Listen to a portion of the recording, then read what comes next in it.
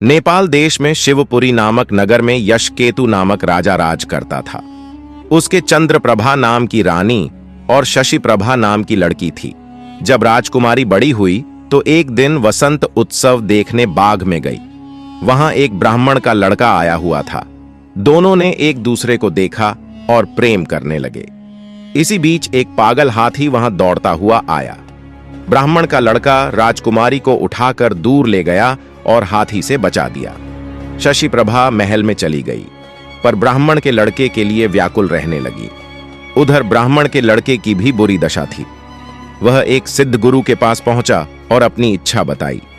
उसने एक योग गुटिका अपने मुंह में रखकर ब्राह्मण का रूप बना लिया और एक गुटिका ब्राह्मण के लड़के के मुंह में रखकर उसे सुंदर लड़की बना दिया।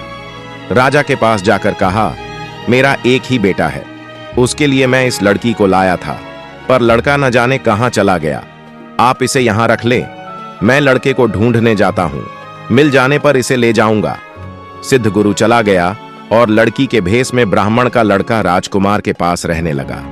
धीरे धीरे दोनों में बड़ा प्रेम हो गया। एक दिन राजकुमारी ने कहा, मेरा दिल बड़ा दुखी रहता है। एक ब्राह्मण के लड़के ने पागल हाथी से मरे प्राण बचाए थे, मेरा मन उसी में रमा है। इतना सुनकर उसने गुटिका मुंह से निकाल ली और ब्राह्मण कुमार बन गया। राजकुमार उसे देखकर बहुत प्रसन्न हुई। तब से वह रात को रोज गुटिका निकालकर लड़का बन जाता, दिन में लड़की बना रहता। दोनों ने चुपचाप विवाह कर लिया। कुछ दिन बाद राजा के साले की कन्या मृगांक दत्ता का विवाह दीवान के बेटे के साथ होना तय हुआ।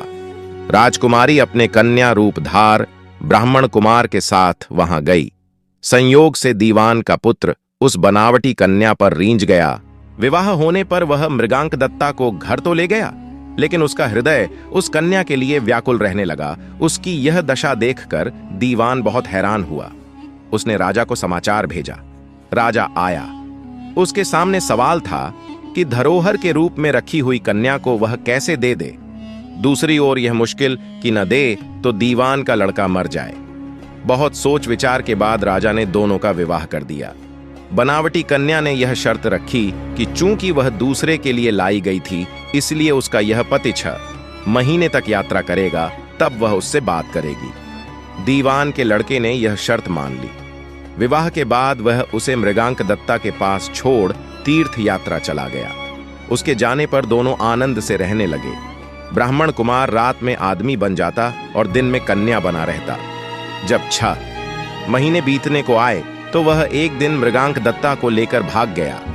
उधर सिद्ध गुरु एक दिन अपने मित्र शशि को युवा पुत्र बनाकर राजा के पास लाया और उस कन्या को मांगा। शाप के डर के मारे राजा ने कहा, वह कन्या तो जाने कहां चली गई, आप मेरी कन्या से इसका विवाह कर दें। वह राजी हो गया और राजकुमारी का विवाह शशि के साथ कर दिया।